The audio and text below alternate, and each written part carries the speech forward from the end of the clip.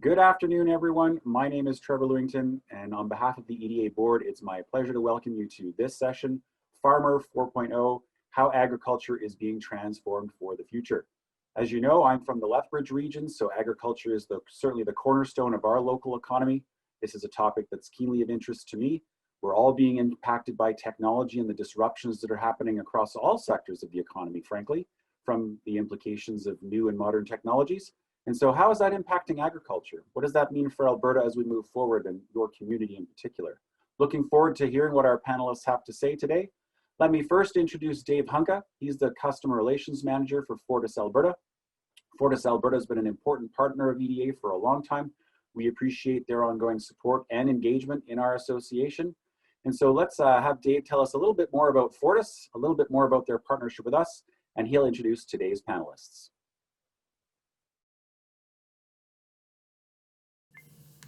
Good afternoon. My name is Dave Hunka. I'm the Manager of Municipalities and Key Accounts in the North for Fortis Alberta. I'd like to thank the EDA for the opportunity to introduce our guest speakers today. 2020 is a year none of us will forget. The hardships that all of Albertan businesses have faced this year have been quite immense. EDA is a fundamental part of rebuilding a stronger Alberta future, and we look forward to partnering with all of you to ensure that we can support our communities. Today, I have the pleasure of introducing our session panelists. Please join in welcoming Ryan Reese, National Director, Agriculture for the Royal Bank of Canada. Angela Marshall Hoffman, Farmers for Free Trade. Angela has served as a trusted advisor to members of the U.S. Congress and Executive Branch, as well as to CEOs and senior executives in complex multinational organizations for over 2 decades. Patrick Makachek from Olds College, and Patrick, I hope I pronounced that properly, is a results-oriented leader with more than 2 decades of executive fund development and post-secondary experience built on a foundation of strategic planning, operational execution, and relationship management. Have a great session. Thank you. Good afternoon, everyone. My name is Ryan Reese, and I'm the National Director of Agriculture with RBC. I live in Winnipeg and just recently moved back from Calgary after spending 5 years there.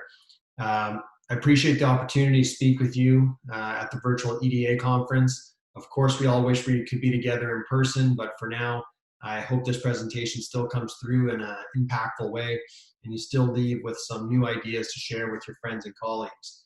I'd like to thank the organizing team for inviting me to present to you today our recent RBC Thought Leadership Report entitled Farmer 4.0, How the Coming Skills Revolution Can Transform Agriculture, which was launched in August of 2019 with the ultimate goal of starting a national dialogue on the topic, which I think it has done.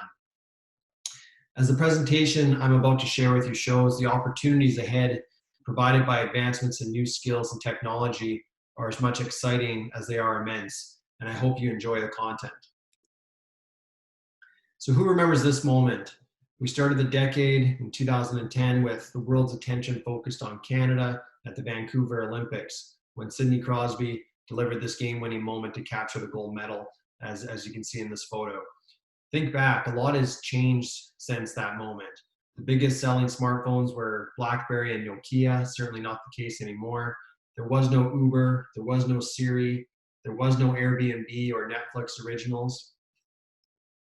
And if you fast forward 10 years to 2020, we've seen a lot of change. That same Rogers Arena where that goal was scored. In this photo, you see, ringside seats costing $350 to watch other people play video games, of all things. Since that golden goal, global wealth has increased 70%. The number of daily internet users has grown 2.5 times. The number of industrial robots has nearly tripled to over 3 million. And we sit back and we ask ourselves what's ahead. And although none of us know, I think we can agree that the changes over the next 10 years will be as profound as those in the past 10. Technology and innovation are transforming Canada's economy, and agriculture is one sector that RBC believes holds some of the greatest promise. Change is already here.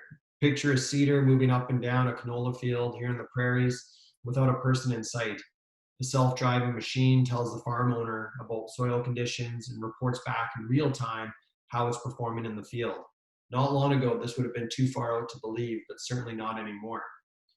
We are seeing the use of new automation and the need for new talents in all parts of Canadian agriculture.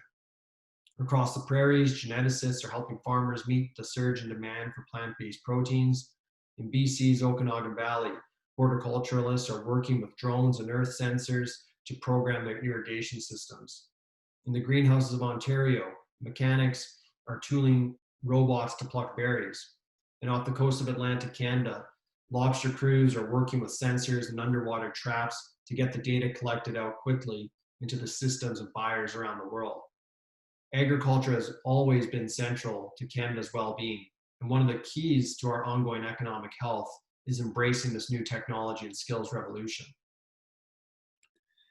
So how big is the opportunity? Well, our team of RBC researchers say at least 11 billion. That's how much Canada could gain in annual GDP by 2030 just by closing the agriculture labor gap and accelerating investments in technology. This would bring our agriculture GDP to 51 billion. Ag has been a leader in our economy in productivity for the last 20 years, but this has slowed in recent years. To compete globally, productivity gains are needed. And to get us there, we believe we need to focus on both skills development and technology innovation in the sector. While maintaining the core traits of hard work and dedication and passion, the farmer of the future will also have to be different. He or she will employ a new generation of smart machines to handle many traditional tasks. The role will change to focus on strategy and systems, and all of this calls for new skills. This transformation is already happening, and achieving it in full force is imperative to drive new prosperity for the agriculture sector and for Canada. So I want to talk about the opportunities before us and also some of the challenges. Ask the question, are we ready to seize this moment? What are the obstacles in the way? And how can government, industry, and educators help drive progress? As said, we're in the midst of a fourth agricultural revolution. Over the past century, Canada has undergone three, and each fundamentally altered food production and the agricultural workforce. In the early 1900s, a Canadian farmer toiled on a small farm using human and animal labor.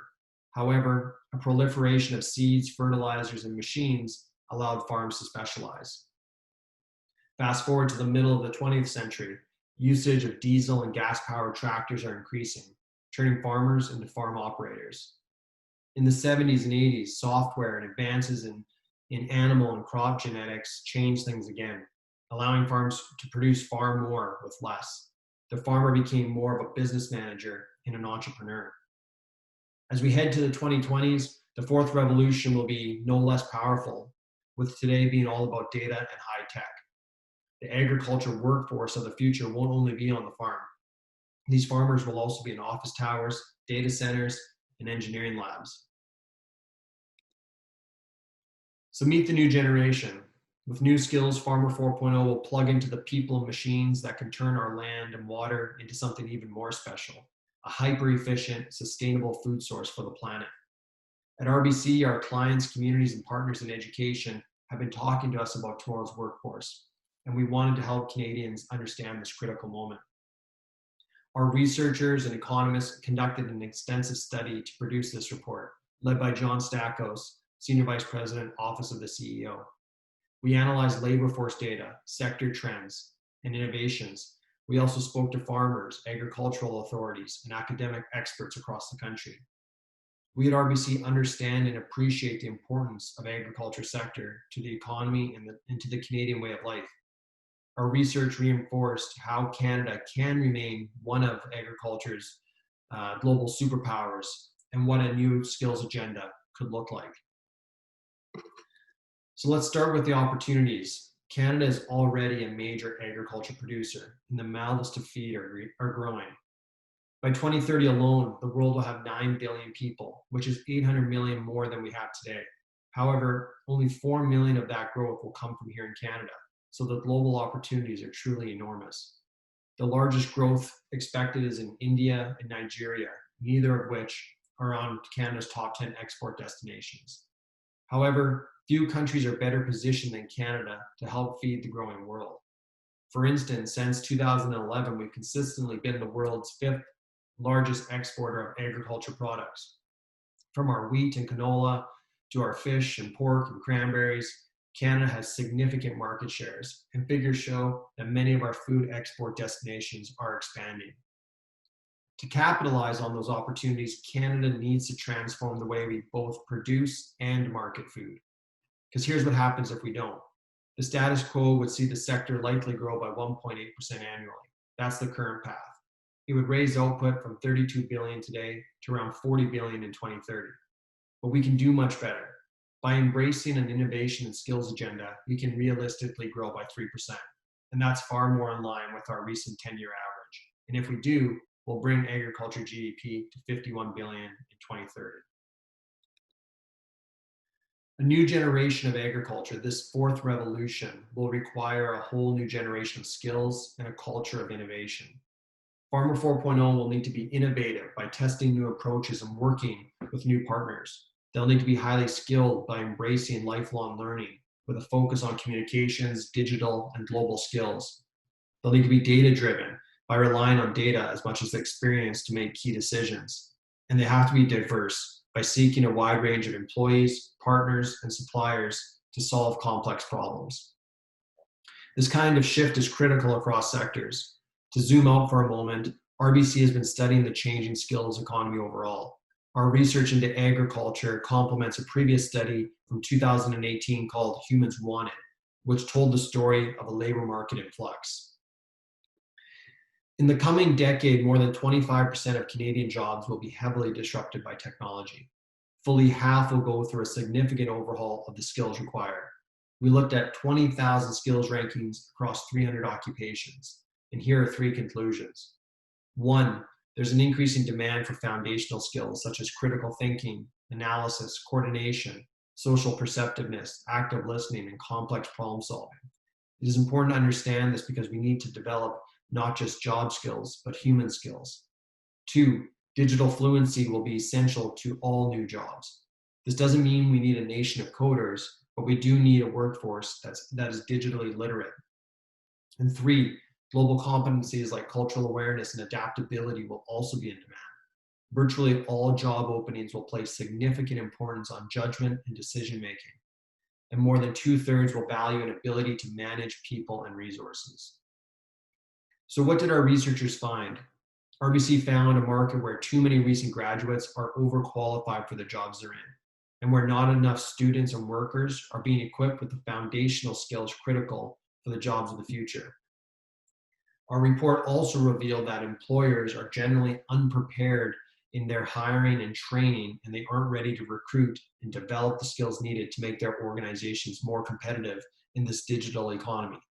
That's a challenge for all employers in every sector, including RBC. Canada's education system, training programs, and labor market initiatives are also wanting.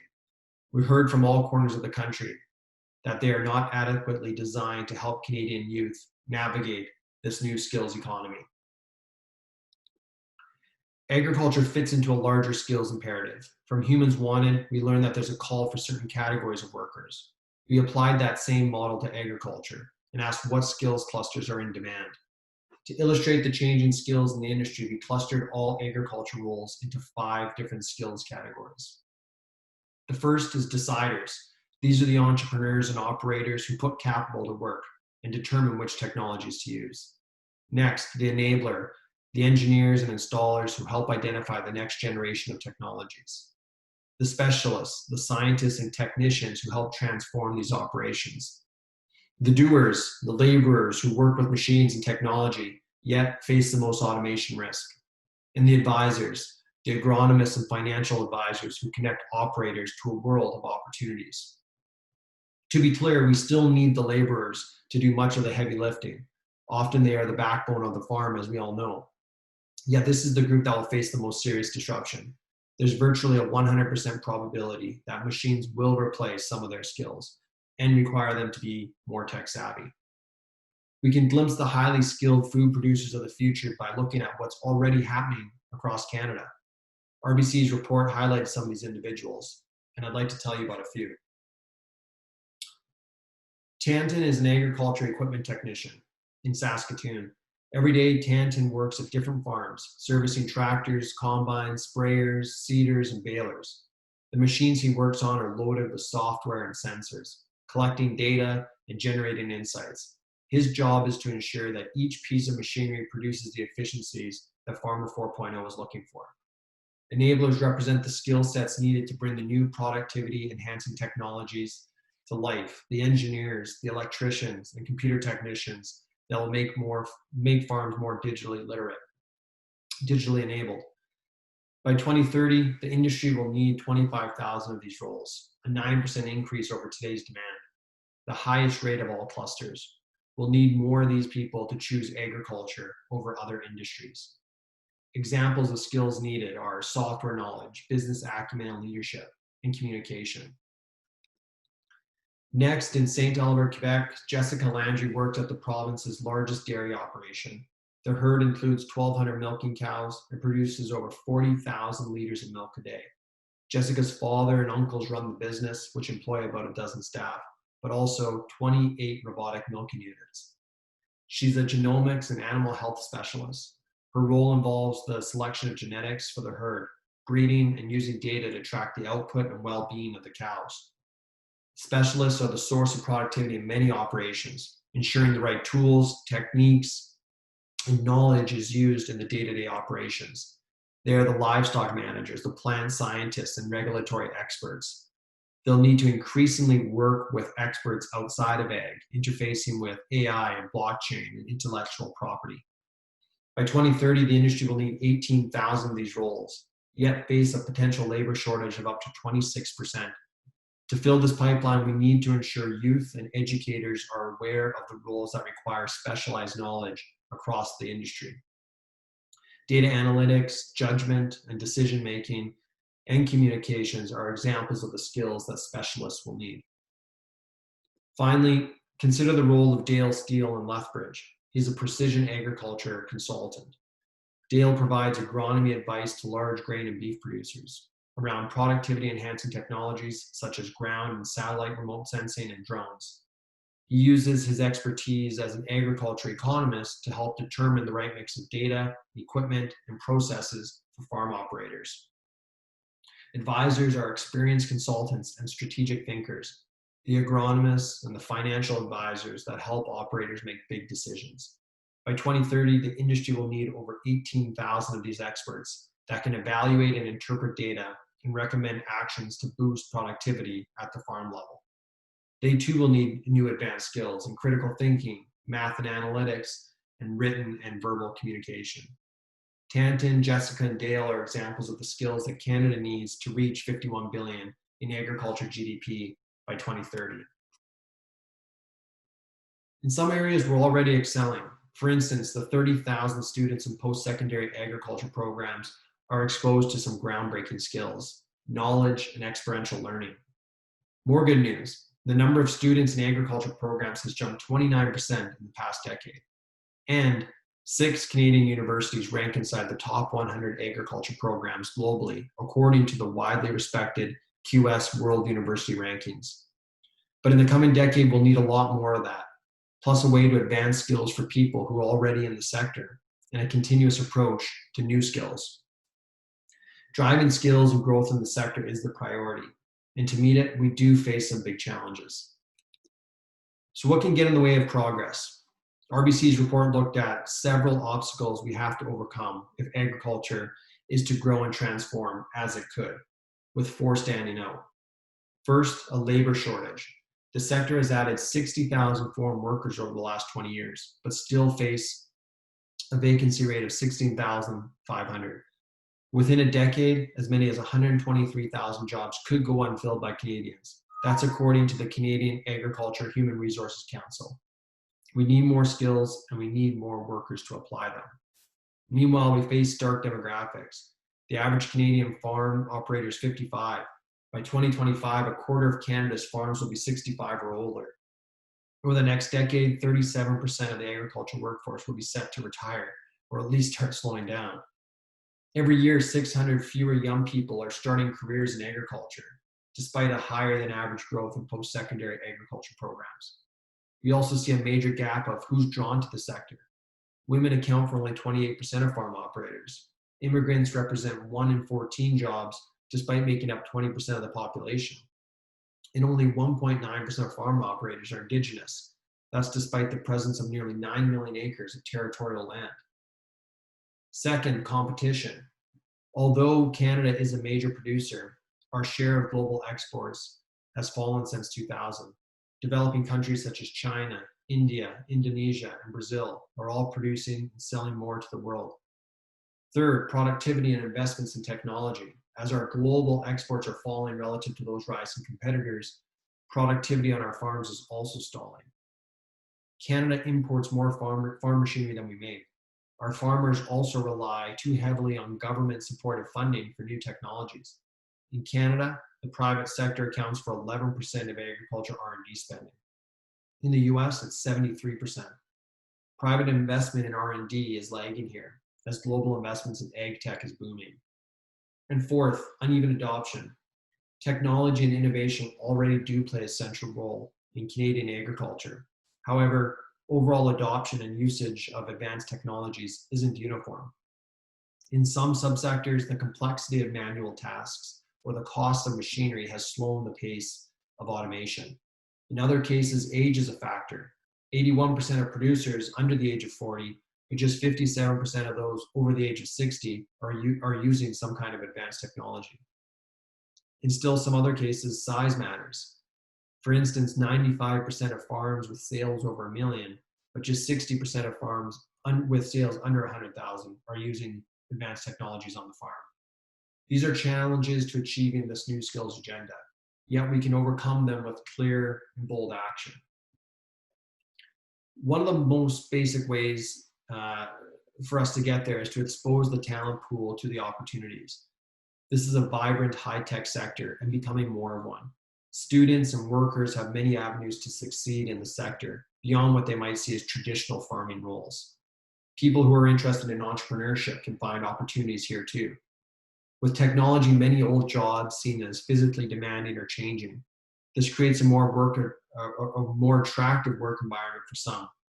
Sorters are becoming harvest managers. Equipment drivers are now software engineers, and milkers are now shifting into data analysts.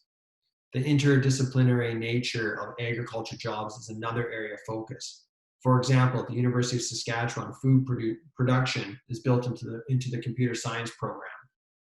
And at the University of Winnipeg, physics and computer science faculty are leading a project that's bridging research on machine learning in agriculture. And these are two really exciting developments. However, to act quickly, amongst our calls to action in the report are, first, we're calling on the federal government to convene a national skills strategy for agriculture. Together with employers, workers, educators, and industry groups, we can work together to plan for the future labor needs. This is something that no one company or industry can solve alone. Second, industry groups across sectors and provinces should coordinate efforts on a bold campaign to attract and retain more people to the agriculture sector, including youth, women, Indigenous people, and new Canadians. Third, we should ensure that major R&D initiatives, such as the Proteins Industry Supercluster, are linked to education awareness and skills development. Fourth, the National Work Integrated Learning Strategy should also incorporate agriculture as a key sector. This will increase exposure of computer science, engineering, business students, and other non-agriculture students to the industry through job placements and co-op opportunities. Finally, we need to learn from other global leaders to find models we can build upon to boost skills and efficiencies at home. To share a few examples. In the Netherlands, they're innovating in greenhouse automation, producing 3 times the food exports than Canada per capita, with just 3% of our arable land.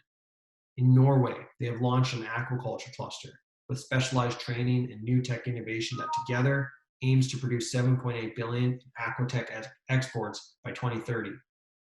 In California, producers are breeding strawberry crops that are more easily harvested by autonomous fruit pickers. In Israel, where only 1/5 of the land is arable, nearly half of total R&D spending has been directed to regional agriculture centers to drive continuous innovation. And in Australia, they're utilizing the technology called Beef Ledger, which uses blockchain to track cattle and beef at all stages of production, showing cattle intake, health, and growth while improving food safety and consumer confidence.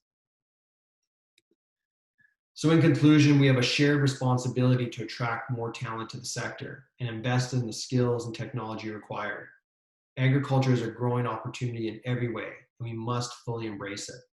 Many sectors are facing similar challenges. A tech-heavy farm sector will still have to compete with other sectors for skilled talent, but just think of the potential. Canada is in a unique position to lead and seize on this opportunity of innovation and exports. We need to get more players engaged in this conversation, including youth. While the future of agriculture will be led by Farmer 4.0, it will be shaped by non-farmers more than ever. Of course, the future is not just about skills. Climate, soil conditions, trade barriers, capital costs, market prices, they all play a big role in determining the future of agriculture, but so do skills. By investing in the skills that will shape Farmer 4.0, Canada can capture enormous opportunities for the benefit of our people, our economy, and the world. Thank you very much for having me today.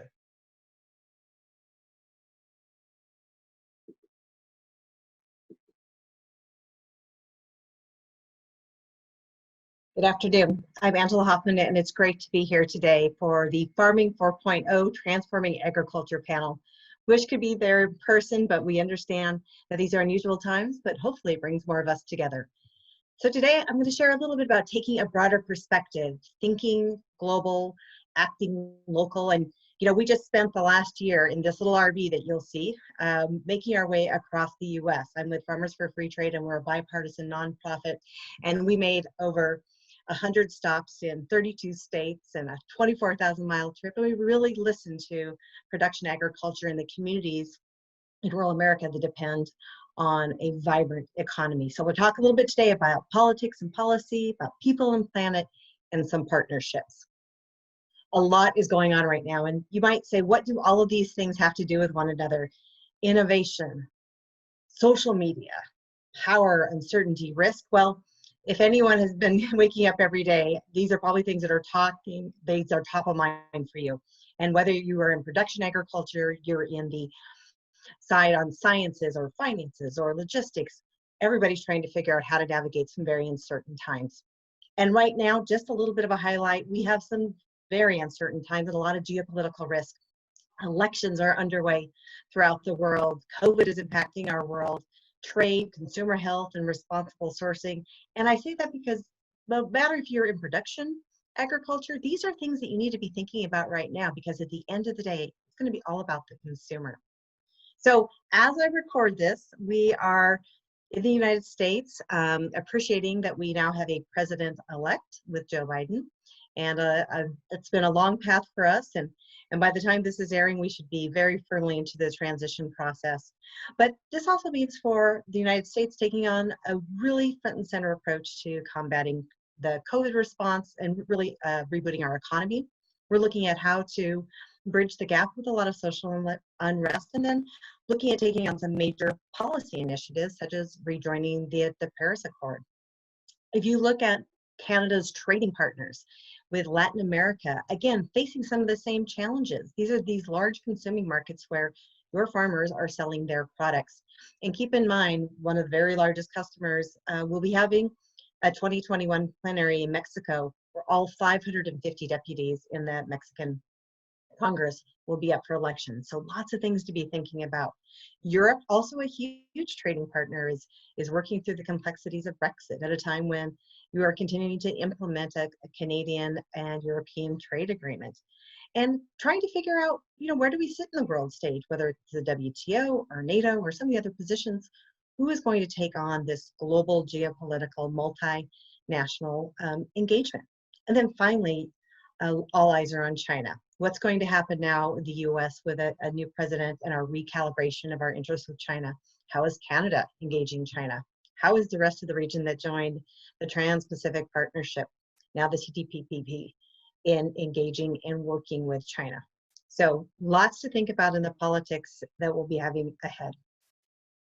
Top of mind too, what our consumers were doing during COVID.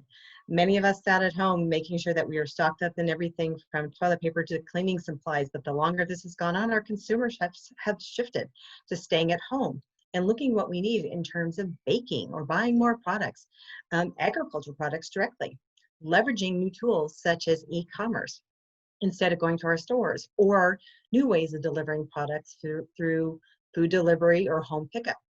Lots of shifts in categories too. So more strategic products that our customers are wanting versus as much selection during this unusual time.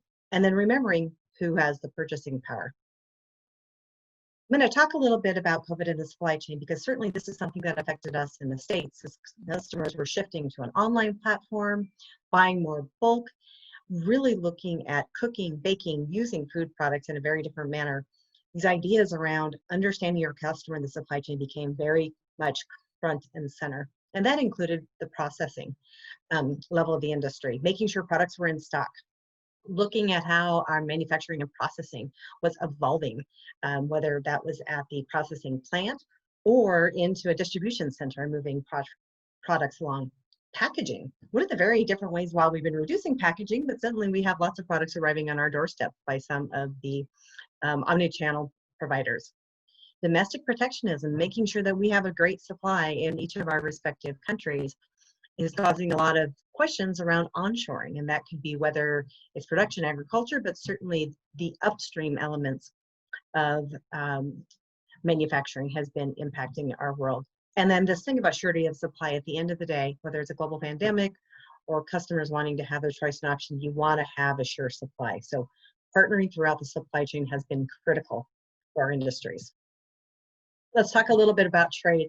I know it's the question I get all the time. Is there going to be a magic wand? Are things going to change dramatically now that we have a new president-elect? I think that some things will definitely change. We'll be definitely revisiting the steel and aluminum 232s, and that's really impacted a lot of the steel coming out of countries, including but not limited to Canada. It certainly affects how we've been in sort of counter retaliation with some of our trading partners as well. So we're all hoping and seeing we'll be advocating for some change and calm. US-China, that's going to be top of mind for many. Here in the US, we finished a phase 1 agreement, and that meant some of the technical barriers to trade were resolved with some commitments of ag purchases. Those purchases are significantly under expectation at this point in time. Whether they'll ramp up, whether this will continue to pave a path for other countries doing business with China, is something I think we're all going to be looking at together. And then a big question about, will the US be doing this one-on-one, or are we going to work with our colleagues in North America to really reset the relationship with China? You know, our global trade war has caused a lot of uncertainty, and for many of our businesses here in the United States, that's certainly been devastating in terms of manufacturing, taking prices down to small businesses. It's been hitting our agriculture manufacturing sectors as well, at a time when we've already been suffering historically low prices. So doing anything to alleviate additional cost is something that is being urged across the board, no matter what side of the fence you sit on, to help right-size some of the pricing and certainly alleviate much of the uncertainty that we've all been feeling. And then the big one, we're going to hear about this, I'll talk about it more, USMCA. No matter where you sit, it was formerly NAFTA 2.0. Big part of the upgrades were related to what was happening on TPP. But what we all know is that North America needs to work together. We're in this together. We've had a historic long relationship. We're optimistic that the new upgrade to the agreement will be effective. And we looked at partnering. And then finally, non-tariff barriers. A lot of things we're going to work together that really are the nuts and bolts on how we can be more effective in moving our products. So I just touched on USMCA. And this is going to look like a very different group in the very near future. But as we're starting to implement the USMCA, some things I want to highlight for agriculture, it's not just about the tariffs and the non-tariff barriers. Those things are important, yes, absolutely, for our industry. But what's so important about this new agreement is that it also takes into account small businesses that are leveraging trade between our markets. It looks at the expansion of e-commerce rules. So much of what we're doing is flowing through e-commerce, very important. And it really has a great partnership for the services industry. So as we're looking at the three legs of the stool, agriculture, manufacturing, and services, this is an opportunity during implementation to really leverage the benefit of this agreement and jumpstart our respective industries. But let's talk about, not only do we have trade agreements, those are great, those are the rules of the road, but right now, whether it's COVID or it's really focusing on health and wellness, right now consumer health and safety is driving a lot of the decision making and a lot of the policy making that's impacting our industry. So as we're thinking about agriculture 4.0, we also have to be very aware of what our customers are thinking about. And they are demanding, of course, when we provide top product safety, we're looking at ways to reduce obesity and have healthier choices. And a lot of that's really playing out in terms of consumer information and education and marketing. I'm going to give some examples of two of our markets. So this is happening right now in Mexico. Our partners are looking at new front of pack labeling, and it's very well intended. It's helped to educate on choices. However, it's really broad, and it's really complicating a lot of what we're trying to do in terms of opening the market. And what we need to do, how you need to label, and who you need to partner with as this goes into implementation in this next month is something that we need to know in order to unlock the potential of selling to those customers. Similarly, we're seeing all these labeling schemes in the European Union. And as many of you know, Canada and Europe have implemented a free trade agreement, which is fantastic. I'm a little jealous and envy for me personally that the US is behind on that. But as you're implementing this agreement, it's going to be really important to realize that there's a lot that's happening in what's called farm to fork, and that's sustainable supply chain, it's transparency, it's really letting the customer be very aware about the products and the process by which those products were obtained. So understanding what's happening in these very important transparent schemes will unlock further potential for the ag industry. So a little food for thought. I like to think about this. I know there's a lot going on with trade specifically, but we need to be thinking about this overall. What are the economic factors that are driving our decisions right now? Are we going to continue to shop online? Are we going to need to use the internet?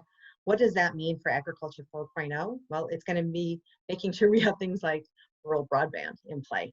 You know, this focus on global health and wellness, that is not going to go away. So how do we play in a space that has innovation and health and wellness considerations?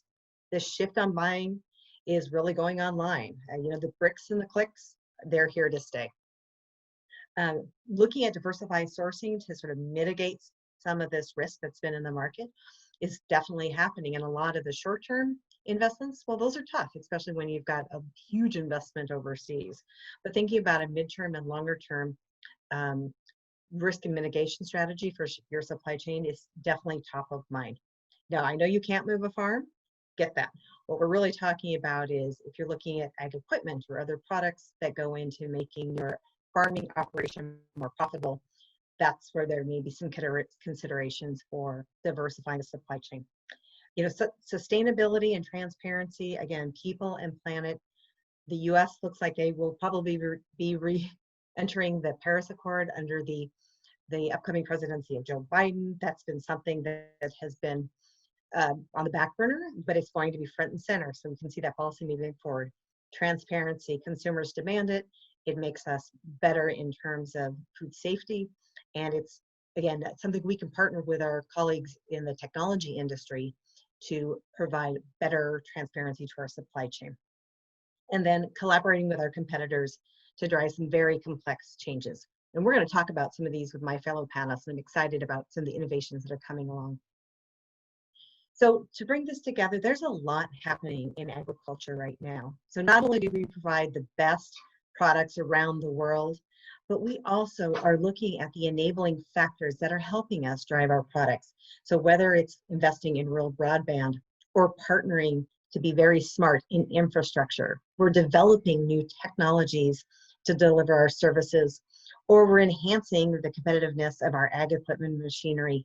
All of these sectors need to work together to help our industry become more vibrant, more competitive, and more innovative in the future.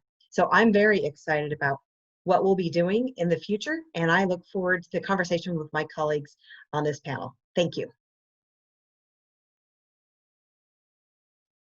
Well, thank you for having me here today. I'm looking forward to the discussion and sharing information about Olds College and our smart farm developments and our approach to ag tech education, applied research, and demonstration here at Olds College. So a couple of years ago, Olds College reached out to business and industry, including producers and folks right throughout the agri-food sector here in Alberta primarily, to get a better sense of where we should be taking our applied research programming and also our educational programming. We had a strong sense that we needed to get more focused on core agriculture programming, but we wanted to make sure that we were moving in a direction to where the industry, quite frankly, needed it. And key concepts were coming up during these conversations, and we had, I think, of over 50 different interviews with folks that reached out to us and we brought together in different focus groups. Many individuals and organizations spoke to us about imperfect matching between the tools and the problems. So there was lots of problems that were identified within the industry and not being able to match it up with the tools that are needed. There was translation challenges between data and actionable intelligence with that data. And that was a real big one, because gathering data doesn't seem to be so much the issue anymore. It's what can we do with that data to actually help improve productivity, profitability, and sustainability across the ag sector. Then another key issue that arose, barrier, I guess it would be called, would be limited access to the expertise and an innovation ecosystem. So how do we help new companies take ideas and concepts and actually move it to being a commercial viable product and commercial business as well? The ag sector, again, in Canada is large, but in some ways it's disseminated, and there was a sense that there needs to be somebody that's helping pull that core together for the sector. And then, of course, limited access to training and dissemination opportunities. So the training piece was the one that we really honed in on. We recognize that there's some great opportunities in ag coming up, but they're going to look different than the ones that were here 10, 20 years ago. And we as a college and part of the post-secondary system here in Alberta need to provide the training framework so that whether it's young Albertans or even Albertans that are partway through their careers can get the type of skill development that they need to access some exciting new opportunities that are going to be out there. And of course, the growing labor gap has been identified. This is a bigger issue than folks, I think, have necessarily identified. We're going to see a shifting of opportunity from different segments within our economy, and ag is set to produce a lot more jobs in the next 5 to 10 years. And there's a lot of folks that are leaving ag as well. So there's a major challenge that the country needs to address when it comes to finding the talent that sees ag as being a viable career opportunity. And one piece that came out of this was the need for technology training as part of the support set with the growing economy that's building around ag. So we took all that information, and then we as a college sat back and said, okay, well, what do we do with this? And it was a great opportunity because we had a new president that had started in 2017, Stuart Cullum, joined the college in 2017 as the college president, and much of our executive team I joined shortly thereafter. So we had a new executive team that was looking at this issue and gave us an opportunity to develop a strategic plan. In that strategic plan development, we were really committed to developing a plan that was focused on the uniqueness of what Olds College is and how we need to support the sector. And a couple key drivers that came out of that, and driver number 3 is increase our applied research activity. We punch above our weight when it comes to applied research, but we think there's a lot more that we can do there. And then driver number 4, which is be a leader in smart agriculture. So we decided to put our stake soundly in the sand, the dirt, I guess, 5 years or 7 years ahead when we developed this in 2018, to say that we're going to really focus on ag and we're going to focus on the technical side of agricultural development. So we turn the clock back on Olds College, and with those concepts put in place, we look back 100 years. The college has been around since 1913, so we're over 100 years old. This picture was taken in 1920 at the Olds College farm, and Olds College was set up as a demonstration farm for newcomers to Canada to be able to deal with the new farming conditions that they were arriving into when they landed in Alberta. We still see Olds College as being a demonstration farm, This is a picture from the Olds College farm from 2020. So 100 years later, just this spring, we had the DOT autonomous platform seeding our fields, and it's quite a stunning a visual for many people to see how automation and robotics are now starting to impact the agriculture sector. From a college perspective, our goal is to take these leading technologies, apply them to our smart farm, and start to help the sector differentiate how those technologies are really going to have an impact on, again, on production. And the next piece that was laid out for the college with our discussions with our different partners and the stakeholders was position the college to be a key asset for Canada's ag sector. So everybody recognized that ag is going to be an important growing sector within the fabric of Canada's economy, and especially here in Alberta, but right across the country. And so we took a step back and said, okay, we're going to define this in a way that we believe is going to have the biggest impact for our stakeholders. And that starts with building new programming around agriculture technology, because that's where the primary focus was coming to us from our stakeholders. And then also developing and expanding our smart agriculture ecosystem, which basically is built around the Olds College Smart Farm. So with the Olds College Smart Farm, it's we now have a 2,800 acre commercial farm land base. So again, turn the clock back just a couple of years when we started this initiative in 2018. The Olds College Farm was a very conventional farming operation. We had about 1,700 acres of land that we were farming. We've now added another 1,100 acres to that. So it's been growing quite rapidly thanks to some very generous donations and support that we've been receiving. So we have a really great land base here in central Alberta. And then we're using that smart farm to support our academic programming. We look at the farm as a living lab for hands-on learning. We want to ensure that we really differentiate that student experience with the smart farm. The smart farm is going to be driven by industry partnerships. So when we think of how we're going to develop the smart farm, we recognize that Olds College doesn't have all the answers. So we're really reaching out to business and industry that are dealing with the issues, whether it's producers or the different businesses that are supporting the producers or other folks throughout that agri-food value chain. And we're reaching out to them to give us the insights as to where we should take the development of our smart farm. And in doing so, that impacts our academic programming, which just lifts everything, elevates, I think, what we are able to offer. And then the applied research is also another key piece. We're very focused on applied research. We know that innovation is a key part to continued development. And it's challenging and expensive, especially for organizations to put together these types of platforms. So we're providing the smart farm as a platform to partner with business and industry. Government has stepped forward and has been very, very supportive of what we're doing as well. With the new credit program, so we recognize that we needed to offer programming that is future focused. So we built in the last 2 years and have now launched 2 new credit programs, a post-diploma certificate in agriculture tech agronomy integration and a diploma in precision agriculture tech agronomy. Both of those programs have been approved and now are actually in running this fall. So we had our first intake of those programs that occurred again just this September. So we're really excited about that. We have also applied for a bachelor degree in digital agriculture as well, and that's been submitted to Advanced Education. It's working through Quality Council as we speak. And of those 2 programs, I'll start with the Agriculture Technology Integration Post-Diploma Certificate. It's a bit of a mouthful, but basically it's an advanced diploma. So it is a 1-year program, but it's built for folks that have at least a diploma training or a degree training.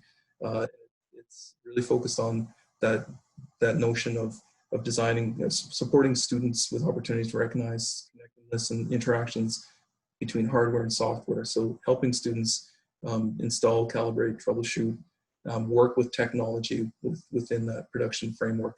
That seems to be one of the major challenges that I think many operators face. And so just understanding the technologies are out there and helping, giving the skill sets to make sure that those technologies can be applied. The second credential is our precision agriculture agronomy diploma. So we've created sort of a new word here where we've added between technology and agronomy. So this is really focused on the hybrid of those two components. And it gives students a great opportunity to dive into the technologies, but really understand the agronomy behind and the science behind what supports great growth within production. And again, tying that together with technology as well throughout their learning experience, and that's a 2-year diploma. So once those were launched and we received word early, I guess just over a year ago, that those credentials were approved, we then launched the Workland School of Agriculture Technology. So those new credentials are now housed in a new school. This school is also housing our other agriculture programming that exists here at the college as well.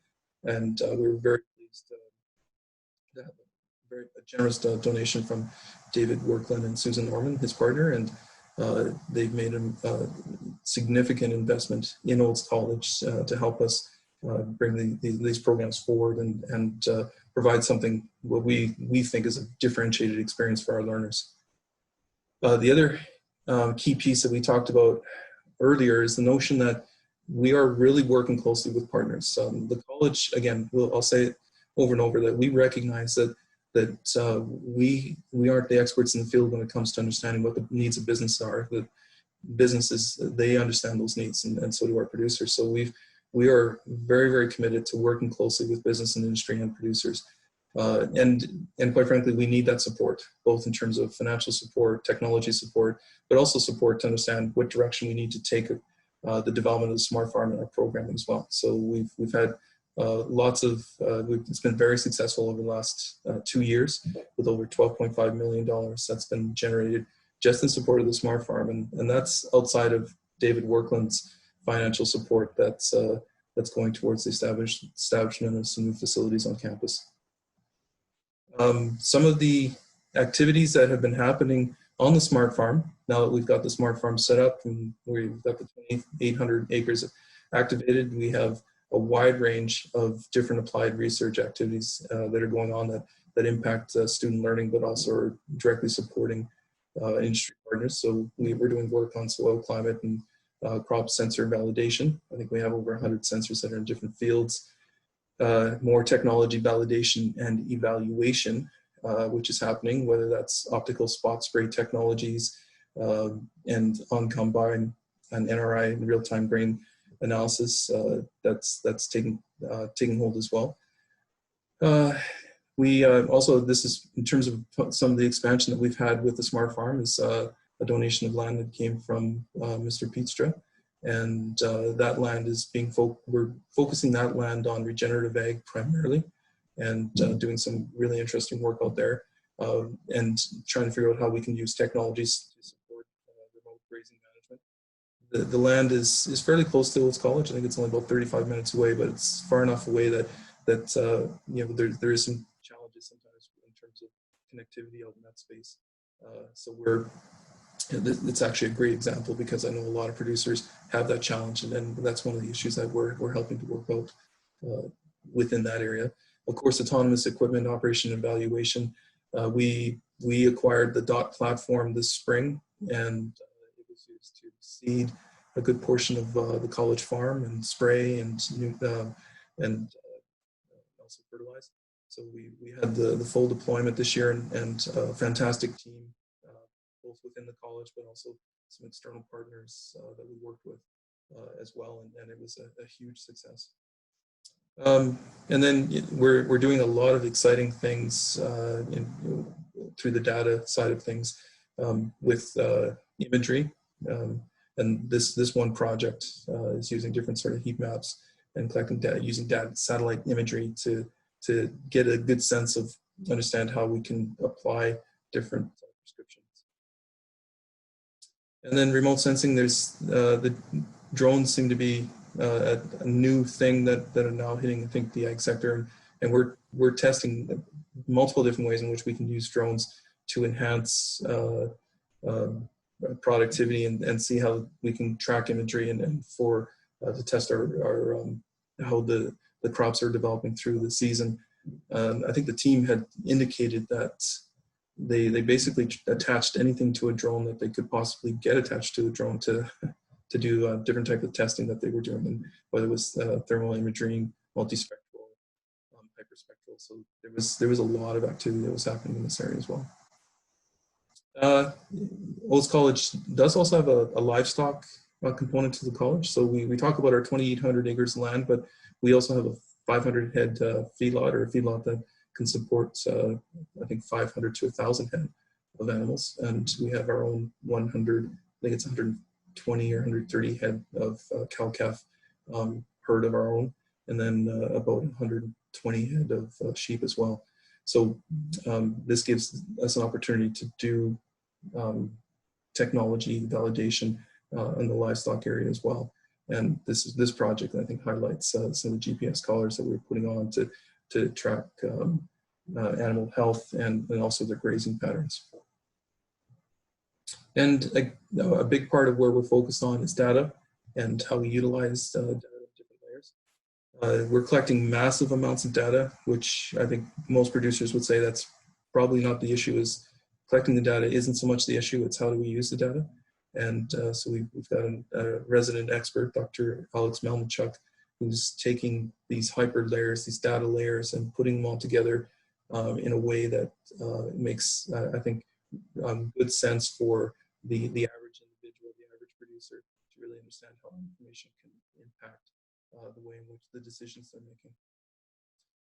And another exciting piece that college is involved with is CANE, the Canadian Agri-Food Automation and Intelligence Network. They were awarded $49.5 million from the federal government this last year, and Olds College was a key one of the core partners of that submission. And so the Olds College Smart Farm is going to be a hub for a lot of cane development and testing that's going to take place. So we're really looking forward to that. The first announcements for that of those awards should actually happen here in November or early December. This image is this is interesting because the Olds College president had lived on campus for the first 100+ years of the college's existence. And this was the president's house on campus, and it was essentially a farmhouse. And when Stewart started in 2017, the decision was made to not have the college president live on campus anymore. So we looked at this structure and scratched our heads and tried to figure out what do we do with it now? It's prime real estate on campus. Do we turn it over into something new or repurpose it? And we came up with the concept of the farmhouse of the future. And so it is now our Smart Ag Innovation Center, where all of our data from the farm gets sort of consolidated into this space. We've got some innovation spaces in here that UFA have sponsored, and many of our partners will join us, especially before COVID hit.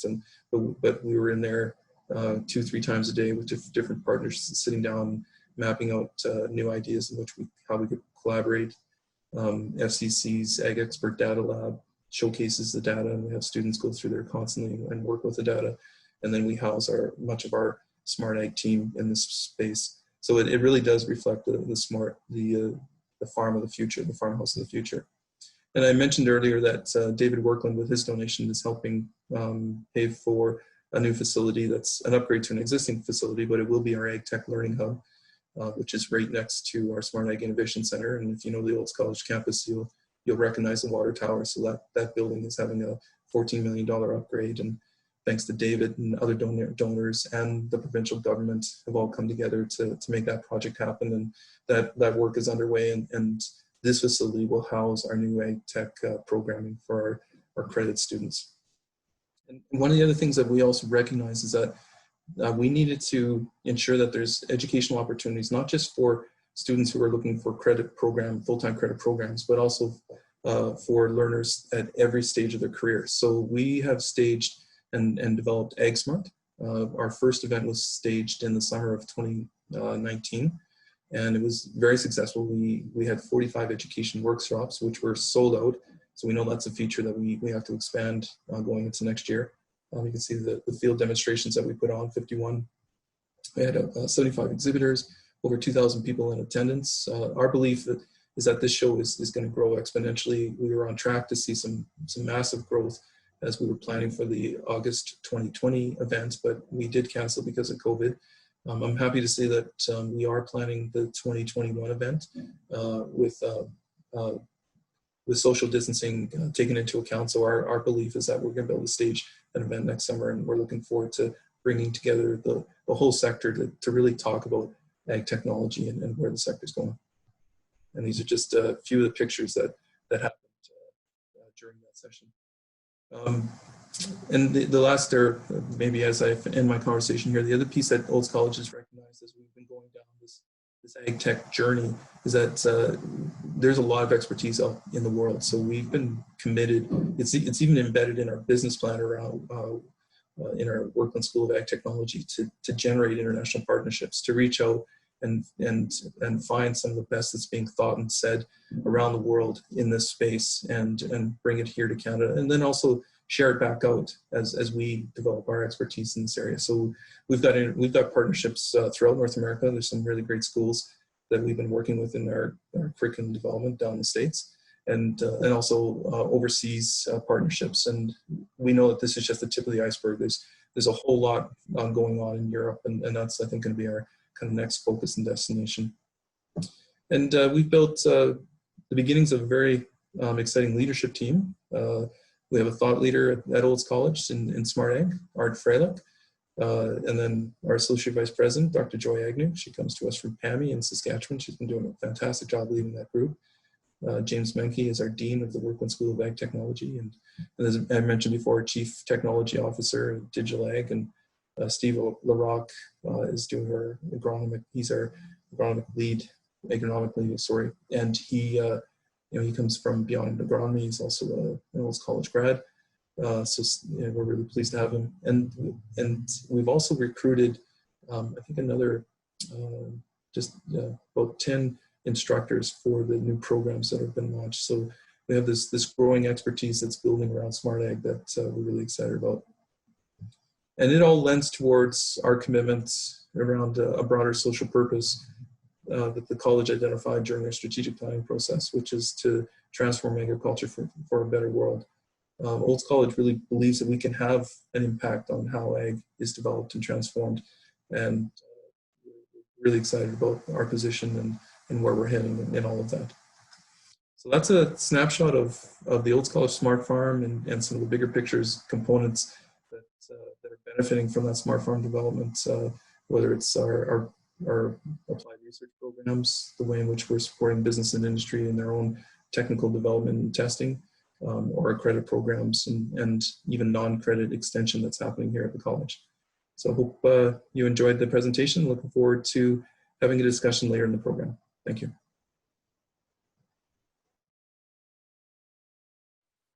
Well, thank you so much, Ryan, Angela, and Patrick. We really appreciate your participation today. We appreciate all of you staying with us. And now we'll move into the live Q&A. So there'll be a Zoom link appearing on your screen. Simply click that. That'll take you to another session. Our panelists will be available live to answer your questions and engage a little further on this topic. I look forward to seeing you there.